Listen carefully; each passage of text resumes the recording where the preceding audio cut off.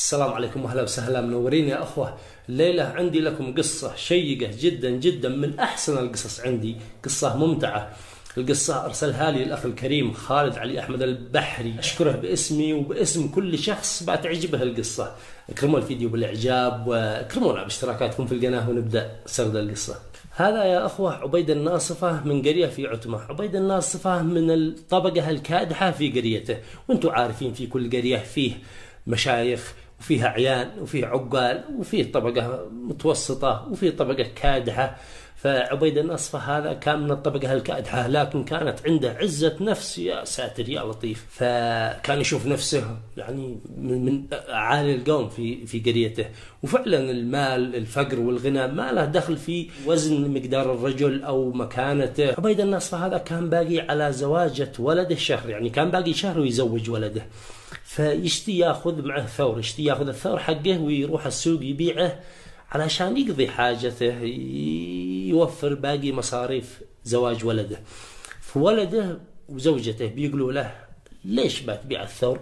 تسلف لك قرشين من اي شخص من القريه وخلاص. قال لا والله ما تسلف ريال، يعني انا ما تسلفش، وعاد انا قادر اتصرف، وعاد معي شيء ابيعه لا يمكن اتسلف. فقالوا تمام انت اخبر. بكر اليوم الثاني الصباح رايح يبيع الثور. القصة هذه قديمة، حصلت زمان قبل يعني أكثر من 50 سنة. أخذ الثور ورايح يبيعه. ما قد فيش سيارات إلا قليل جدا، والأسواق بعيدة. مشى من الصباح حتى المغرب وصل السوق هذا في منطقة تابعة لقبائل آنس هي عدة قرى لكن يجمعهم مسمى آنس، راجعين لمحافظة الذمار. فوصل السوق هذا، أمسى في المنزلة هذه غرفة أو بيت أو أي شيء بنوه للمسافرين. المسافر يوصل قد مغرب أو عصر يرقد فيه ويستريح، واليوم الثاني يواصل سفره.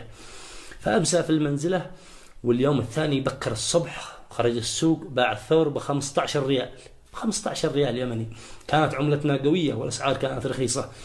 باع الثور وأخذ فلوسه وراجع قريته. ما خرج من السوق إلا قرب الظهر. وصل ماشي من قرية تابعة لقبائل آنس، وصلوا فيه عرس عندهم، عرس وفي ناس كثير وفيه ضيوف وهكذا.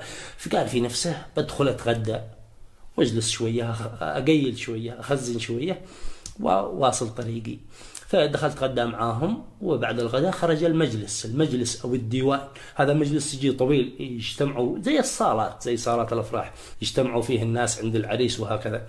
فعبيد قلت لكم كان عنده عزة نفس قوية، فدخل الديوان ور راس المكان، راس الديوان جنب الحريق. فتوافدوا الضيوف، كل شوية يدخل ضيف. فأبو العريس، أخوة العريس، أخواله، أعمومه، واقفين في المجلس هذا. كل ما دخل ضيف يقوموا أحد من أهل القرية لو سمحت، ودخل بالضيف. يعني الضيف لازم يكون في صدر المكان أو رأس المكان، رأس المجلس.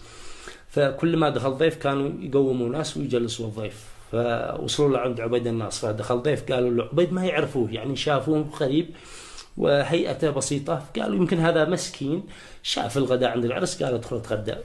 فقال له يا أخي لو سمحت ممكن شوية من الضيف، ممكن تنزل شوية من الضيف. قال طبيعي عاد. نزل شوية جاء ضيف ثاني. يا أخي المهم كل ما جاء ضيف نزلوه لما وصلوه عند الباب، قدوا عند الباب باقي شوية وإنه يخرج.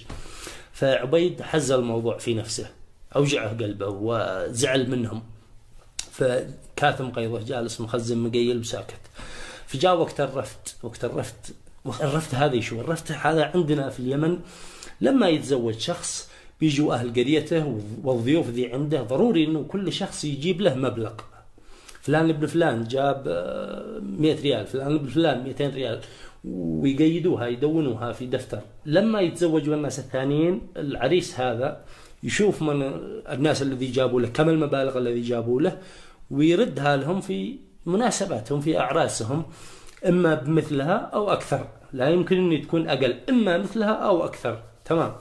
هذه عندنا لا حد الآن، من زمان إلى حد الآن، وإن شاء الله تستمر. شخص يقوم اثنين، واحد يسجل وواحد يأخذ الفلوس. فمشى من اليمين فلان ابن فلان ريال. كانت العملة زمان عملتنا غالية ولها قيمتها، الريال له قدره. فلان ابن فلان ريال، فلان ريال، فلان ابن فلان ريالين، فلان ابن فلان ريال ونص، نص ريال. فلما كانوا يصلوا عند الضيف هذا لما يجي من قرية ثانية ضروري يزيد شوية. تمام. الضيف الأول فلان بفلان 3 ريال.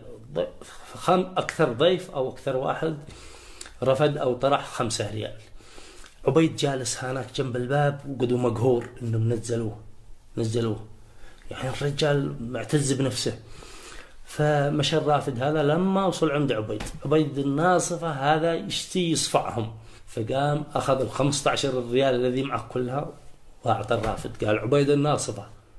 الرافد هذا استغرب، منو هذا؟ عبيد الناصفة 15 ريال.